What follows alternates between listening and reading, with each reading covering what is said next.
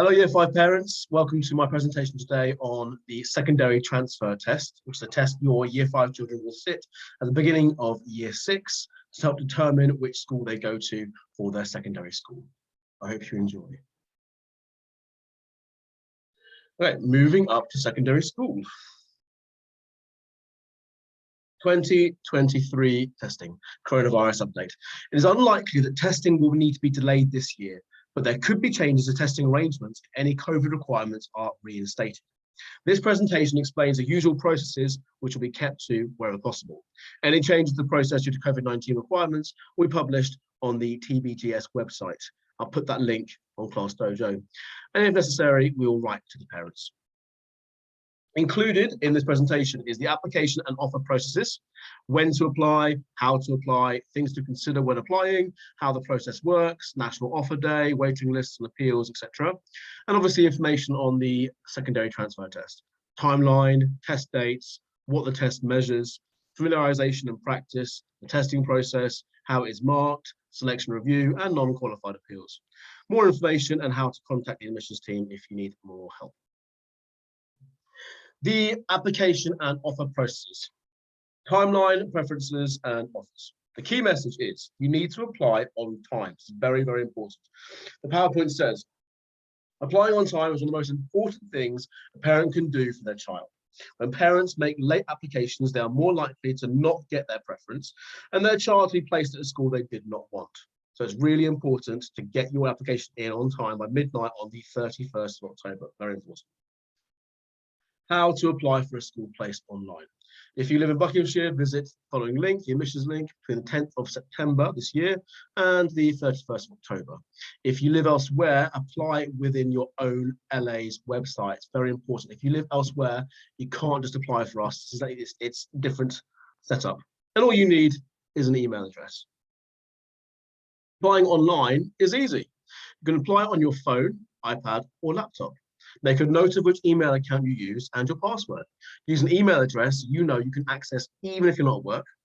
You'll be reminded if an application has not been submitted.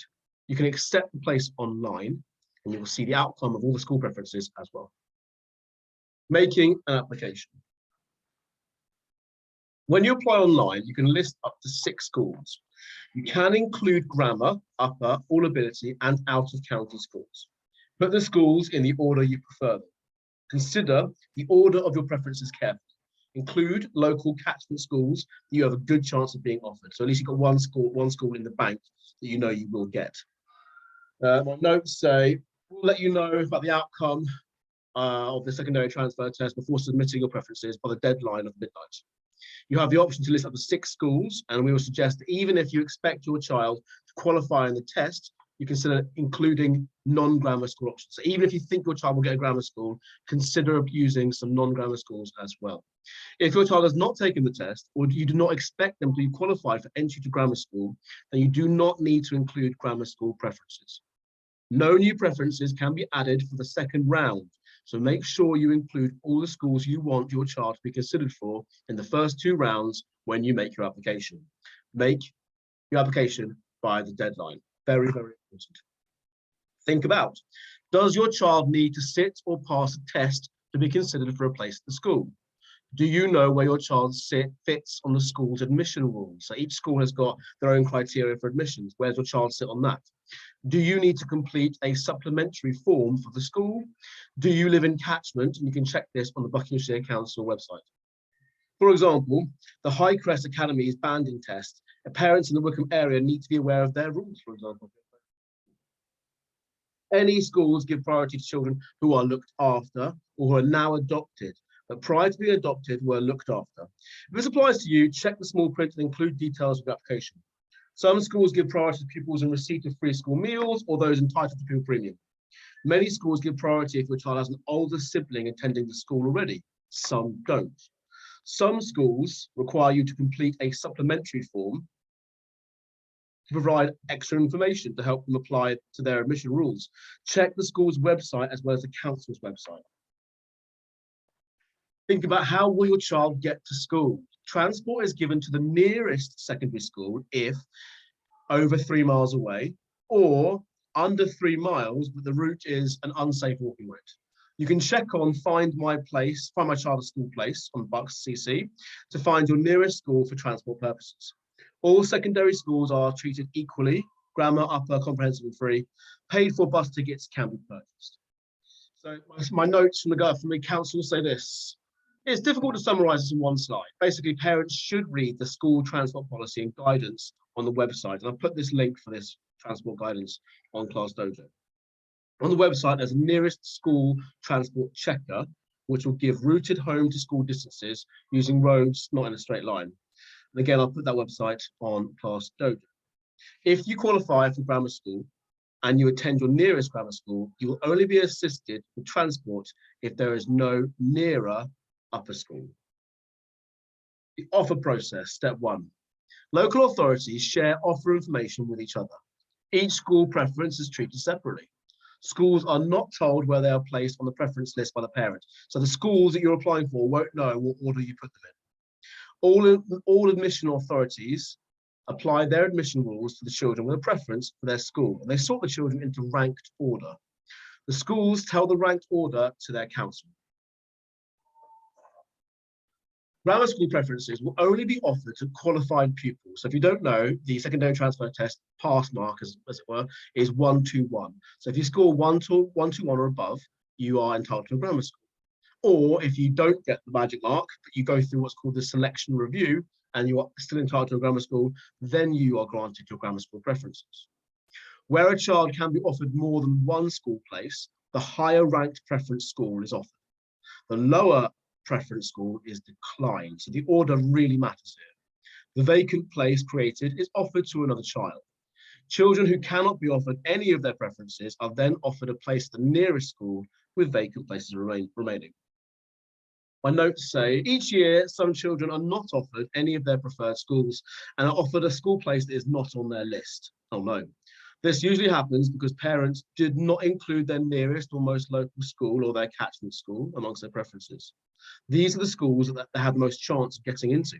So leaving the nearest and or catchment school out raises the risk of not being offered a school. Or it could be because you only give one preference. Even if you live really close to a school or have a sibling already there, still include other schools that will be acceptable to you as lower preferences.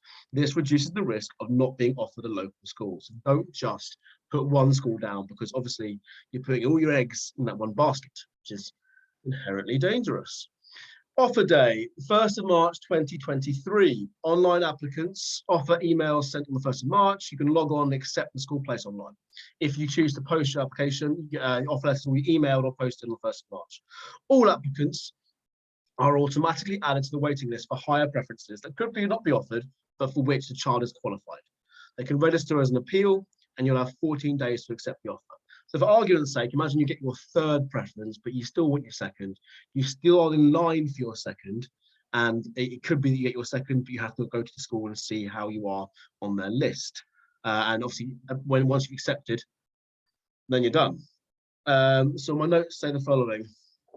The National Offer Day School offers the first of a number of rounds to allocations, and we manage the rest of the allocation by grouping offers together in rounds. No new preferences can be added for the second round, so make sure you include all the schools you want your child to be considered for in the first 2 rounds when you make your application. New preferences can be added for the third and following rounds. We hold allocation rounds until July, after which any further allocations are made as and when places become available. After offer day, you can appeal for any school that you've been refused.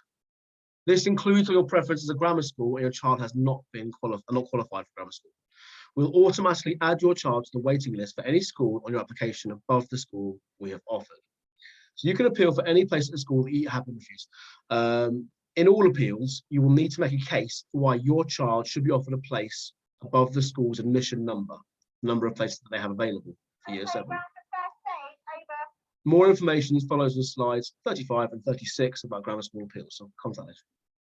About appeals. Appeals are heard by a panel of 3 people. Panel members are independent and unpaid volunteers who have no connection with the school or the LA. You can put your case in person, but it can also be held in your absence if you prefer. Your appeal is most likely to be held remotely via Teams. Application summary. Apply by midnight on the 31st of October 2022. Apply online at the following website. List schools in true preference order, including grammar and upper schools if your child is sitting the test. Consider including your catchment/local/nearest school. Be realistic. Understand the rules. Consider transport arrangements. Visit the schools, in brackets, if you are permitted. And don't rely on the opinions of others. On a personal note, I completely agree with that. Don't rely too much on word of mouth about what people say about the school. You need to go see the school, actually see what it's like and see if it's a good fit with your own eyes, because obviously word of mouth is only one metric. I would go look at the websites, go and look at the school, ideally with your child, so they can have their opinion as well, and see if it's a good fit for you and your family. Because obviously choosing a school is a big investment for the future. Cool, halfway through. The secondary transfer test. The secondary transfer test is a test to determine whether or not your child is suited to a Buckinghamshire grammar school. The test is produced by GL Assessment. Buckinghamshire Council undertakes the administration on behalf of the 13 grammar schools. You can find more information about the test on the link. Information about the test and any changes made due to the pandemic will always be on the Buckinghamshire Grammar School website. So if things change because of COVID, unlikely, but if they do, it'll be on the grammar school website. Testing timeline. So on the 7th of July, you will get what's called a familiarisation booklet posted to your house. Now, this gives you a flavour of what kind of questions your child will face and in what kind of time and conditions. But obviously, if you want more than just that booklet, I would go to WH Smith and get as loads of materials you can get on 11 plus, we call it the secondary transfer test. Loads of stuff you can prepare with if you would like to. The practice test is the 13th of September 2022, so quite soon after we return from the summer holidays. The actual real test is on the 15th. Results are released on the 14th of October. The application deadline, as we said, is Halloween, midnight of. School place offers the 1st of March, and the start secondary school in September 2023. The practice test and transfer test will be on a Tuesday and a Thursday. Make sure my dates are right on that one. That is correct, Tuesday and Thursday. Yep, and they'll be in the exact same conditions. We do our secondary transfer test in the classroom with their year 6 teacher, so the children feel really comfortable and not at all put on pressure. They feel more relaxed. If we did it somewhere else, or did it in the hall, for example, it then becomes a big frightening situation. It's just a test they do in their classroom. And the Tuesday test replicates the exact same conditions as the Thursday test, which obviously is the real one. The practice test marks do not contribute at all for the real test. It's just the children understand the conditions, and the practice tests are not marked. The impact of COVID. We expect the test to take place in September as planned. However, test arrangements will need to take account of any guidance from the government should they be reintroduced. Children will sit the practice test 2 days before the transfer test. If any changes are proposed to these arrangements, they'll be published on the grammar school website. If a child missed the practice test, they still have to do the practice test. It's really important. So say for argument's sake, they were ill on the Tuesday, the 13th, and they come on the 14th, they have to do the practice tests, then have 48 hours, and then do the real tests. So it might be that they don't do the real tests with their peers because they have to have that 2-day gap in between the practice and the real tests. Important, do all children have to sit the secondary transfer test? Well, no, only if parents want their child to sit the test. A grammar school will not suit every child. So think carefully about whether sitting the test is going to be a positive experience for your child. Your child's head teacher will ask you if you want your child to sit the test so they can make sensible arrangements for the testing sessions. So I'm asking you now, if you don't want your child to do the test, please let me know on the safeguarding email, or you can email Mrs. Rowley on the safeguarding email either, but we need to know. So ideally we need it in writing rather than just face to face, so we've got that proof. But just say, dear Mr. Tang, I would like to withdraw my child from the secondary transfer test. Signed, Mr. Parent. It's not a compulsory test. Some children, off the record, choose not to do it because it's not suitable for them and doing the test might upset them. Some choose to do it because they don't want to be different to their peers. It's your prerogative really, but do let us know if you don't want your child to sit the test. If your child has special educational needs and they are to sit the test, then there is more information later about what you may do if adjustments to the test are required. Head teachers are asked to provide recommendations about the suitability of children for grammar school before the outcomes of the test are known. So I will sit down with the teachers from the year 5 cohort, their teachers now and teachers in the past, and we will together think about what recommendation we want to put down for the child. It could be, there's 3 levels of recommendation. 1 is exceptionally able, so very highly recommended. 2 is very able, so recommended without reservation. And 3 is recommended with reservation. So it might be that we've got some concerns about their suitability for grammar school. There is a 4th recommendation, mind you, but that is not recommended for grammar school. So that's someone that we don't think will be suitable for a grammar school. These are, and then we also grade attitude to work. 3 levels again. Number 1, their attitude is amazing. They enjoy challenges and they're highly motivated, independent learners. Number 2, they are consistently hardworking and reliable. And number 3, output varies. Again, there is a 4th level, which is not suitable. It lacks self-organization and requires support. And then we combine those 2 to make a combined grade of, say, 1-2 or 2-1 or 2-2. And this is used should your child go to selection review if they don't get that magic mark of 1-2-1. And that recommendation from the school helps go towards whether or not that child should be given a grammar school place. What does the secondary transfer test measure? Well, it measures verbal skills, which includes English and verbal reasoning, mathematical skills, which includes various areas of mathematics, and non-verbal skills, which includes non-verbal and spatial reasoning. The familiarisation booklet, which we'll get in the post, it explains what the questions, test papers, and answer sheets will look like, and how the answer sheets should be completed. It also includes examples of questions with answers. It will not be looked at school. GL Assessment provide free familiarisation on their website, which is on that link. So we don't go through those booklets in school. We don't prep the children for the secondary transfer test any more than we prep them in terms of we get them comfortable and we get their mindsets ready, but we don't teach to the test. No schools are allowed to teach to the test. If I were to teach children how to pass, I hate that word, but pass the test, I would be in a lot of trouble because teachers are not allowed to teach to the test. That's very naughty. On the test days, there are 2 papers with a 15-minute break in between. Each paper approximately lasts an hour, including instructions. The practice is slightly shorter. It's an MP3 we use, and we play it over the speakers, and it gives worked examples and test instructions. Paper A is verbal skills, that's taken first. Paper B is mathematical and non-verbal skills, that's taken second. The practice test, as I said, is not marked. The practice test must remain confidential, and we can't send it home, unfortunately. Some parents have asked, but unfortunately we have to send it back because it's confidential. The transfer test also must remain confidential, and the content must not be discussed by children, parents, or staff. Say for argument's sake, your child does do the test.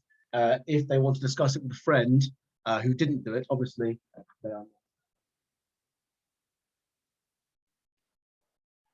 Illness during the test period. If a child is ill on either practice or transfer test day, they can sit the test later. Children should not sit the test when unwell, even if they want to. So the best bet if your child is unwell is to keep them off and make sure they sit it when they are fully 100%. Children should always sit the practice test first. You will be advised of new dates for the tests before your child sits the tests. If your child misses the practice test, you should liaise with the school. A delay at this point may mean the secondary transfer test will be delayed. All children attending Bucks primary schools or partner schools will be expected to sit the practice test before attempting the secondary transfer test. If you think something has affected your child's performance in the transfer test, let me know on the test day and also collect evidence, for example, a doctor's letter. Once you have the test results, talk to your child's head teacher. So if, for example, there's been a bereavement in the family that will affect your child's performance, you need to let me know in advance so I can record that. If your child has started puberty, for example, a bit early, and that's going to affect their performance, absolutely let me know. If they're struggling with anxiety or some other mental situation, you need to let me know so I can record it before the test. It's really important before the test. Special arrangements. Testing arrangements can be adjusted for children with special educational needs and disabilities. That's SEND. So you must discuss it with me now. Applications for adjustments are made via the head teacher. They must be completed as soon as possible. Decisions about whether special arrangements are granted are made by a panel of experts in SEND and primary teaching and educational psychologists.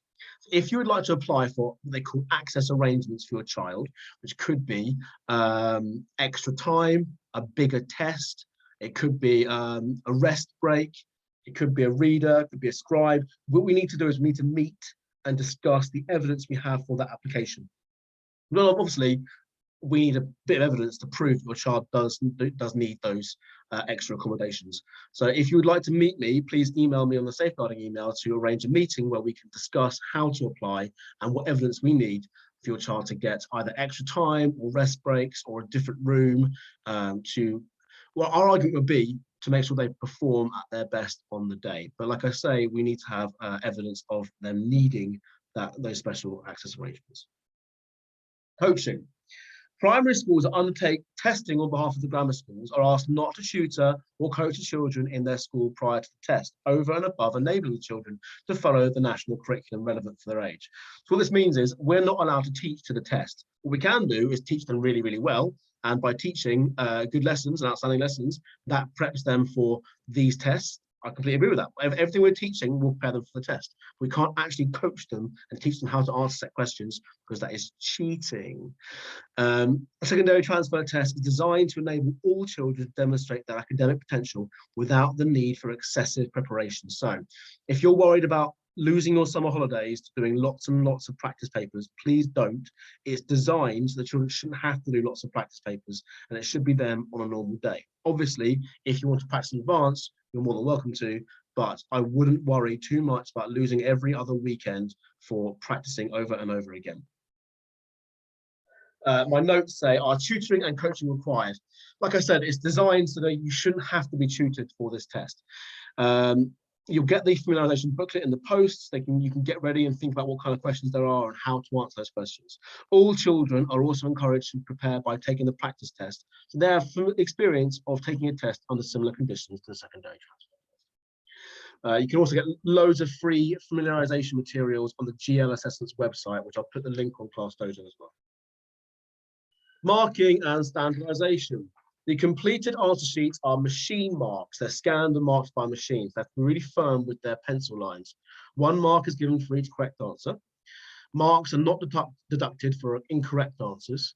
Each pupil will have 3 raw scores: verbal skills, mathematical skills, non-verbal skills.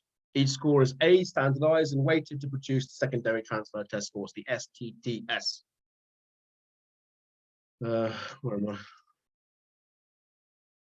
Weighting. Each score is weighted as follows. The verbal is worth 50% of the final mark.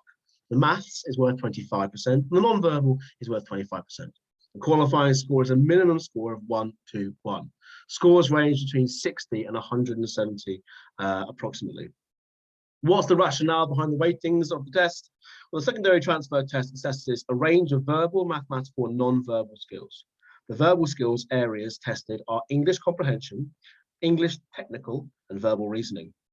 Non-verbal, spatial reasoning, and math skills are assessed as well. The weightings indicate the proportion of the test devoted to that skill and also provide a balanced view of a child's developed ability. For example, if a child has standardized scores of 140, 120, and 84, applying this weighting would give 70, 30, and 21, which would give them a magic mark of 121. So that's how it's weighted. A detailed analysis of the score will be provided in the results letter and to the primary head teacher, along with the decision whether this score qualifies a child for entry to a grammar school. The test result is only approximate for entry to the Buckets Grammar School and is not transferable to grammar schools in other areas. So you can't get this magic mark and then try and get a grammar school in a different county. It only applies to Bucks Grammar Schools. Results and qualification on the 14th of October. So results will be emailed to parents. If your child attends a Bucks school, state school, and takes the test, we'll write to you and send you a code. You will then need to log on into an online form and provide your email address. Then use the code you've been given to kind of get the results. This ensures you have a correct email address for results email to be sent to. If your child attends a partner school and sat the test at a grammar school test centre, we'll send the result for email used to register for the test. Confidence of the results are confidential to parent and child. 30% of children scored 121 or more in the 2022 entry test. So, it's just over a third of children got that grammar school mark. So that gives you an indication of how many children are kind of going through. So, yeah. What can you do if a child does not qualify for a grammar school place? If your child is not qualified and you think a grammar school will be appropriate, you can either ask for a selection review or just appeal. The selection review panel can decide if a child is qualified. Qualification and selection review is a qualification for any grammar school, and they will all be considered when the allocation is made. Reasons for underperformance. So the grammar school recognises that there may be circumstances that have an impact on a child's performance in the test. At selection review, each child's situation is considered individually. The panel will look for evidence of both consistent educational ability and factors that may have affected the child's performance in the transfer test. It's worth noting as well that they don't, you can say that obviously the child had went through a period of COVID and school closures, but they will say, well, all children went through COVID and school closures. So there is that context, mind you, but they will say that all children did, and they've considered that fairly. Selection review panel. The panel sits December to January. There's 3 head teachers, 2 grammar, 1 primary. The decision included in March 1st allocation, and it applies to all grammar schools. At the end of the process and following selection reviews, 35.66% of the review cases qualify for grammar school. So once you go to review, you've got approximately a third of the chance to get through to a grammar school, and that's with the evidence your child is suitable for a grammar school. Non-qualified appeal for a grammar school place is after the selection review. So imagine if you went to a selection review for a grammar school, you didn't get the magic mark, you're still trying to get grammar school. What happens if you don't get approval? When a case that has been to review is considered by the independent appeal panel, parents need to show that their child's case the selection panel review decision was not fair, consistent, and objective. So you need to show that you think their decision in the review wasn't fair, consistent, and objective. Only if they are successful can they then put in their full academic case to the independent appeal panel. If a child is qualified as appeal, the qualification is then for the particular school only. The appeal will happen in the summer term. So you've not got through the selection review at this point. You're now appealing directly to the school that you would like, and it's assessed by the school. Non-qualified appeal for grammar school place without a selection review. So it's possible to go straight to an appeal without having asked for a selection review. Appeals are heard after the 1st of March. Most schools will already be full by then. You would have to prove academic potential and give reasons why you believe a place should be offered above the planned admission number, which is the PAN, they call it. More information you can get from the Moving Up Secondary leaflet, which will be coming home soon. The school, each individual school website, the grammar school website, the school open event date. So I'd start taking your child to see some of these grammar schools if you think your child is suitable for grammar school, or even if your child isn't suitable, definitely go and look around some of the schools, because they need, I believe the children need to see the schools for them to picture themselves there. It also helps to transition if they've seen the school first. Lovely. How to contact the admissions team. You can Google this, just Google the admissions team, and then you can fill in a contact form and they'll get back to you pretty sharp, which they're very good. So yeah, next steps. Let's get my video back on. Lovely. Next steps are your child will be coming home. Your familiarisation booklet, excuse me, will be in the post to you, and you can start practicing if you would like to. You do not have to say you want to do the test. Your child is automatically in the test unless you tell me otherwise. If you want to withdraw your child from the test, you have to write to me and let me know. If you would like to meet with me to discuss what they call access arrangements for your children, so that could be extra time, rest breaks, it could be an enlarged text, it could be a reader, but we need to have significant evidence that the child needs those extra arrangements, access arrangements. So we need to have a report of their SEND issues and needs to apply for this. But if you would like to meet with me to discuss this more, you can do. Just grab me on the gate if you'd like to, or you can email me on the safeguarding email. You can email Mrs. McKee and we can arrange a meeting time. I'm available. I need to apply for any access arrangements or any enhancement arrangements by the 17th of June, which is the second Friday back after half term. So you've got just over a month if you'd like to meet with me to apply for any extra time or rest breaks, etc. Thank you for watching this video. I hope it's been helpful. The one thing I want to end on is this. For some children, this can be quite a stressful process. For some children, they think it's win or lose. What I want to pass on to you and the children is that what we emphasize is this is only one thing they're doing right now. It might feel like it's a really, really big step and they've got a lot on them. But we say to them, growth mindset, just do your best and no one is going to be cross with you if you don't get that school, okay? It's not about winning or losing or going to one school in particular. Life is a journey, okay? And we emphasize on them, they mustn't stress or get each other stressed, because it's only one test, it's only one point in their lives. They mustn't worry. And that's what we emphasize lots. We try and keep their mental health really, really good, keep their anxiety low, because I know it feels like it's a really big test. And they're so young to sit what is quite a big test. We say to them, you mustn't worry, it's all going to be okay. If you want to ask me any more questions, please grab me on the gates, book a meeting with me. And here we go with our secondary transfer test. I can't believe our year fives are almost year six. So grown up. Thanks for watching. Bye.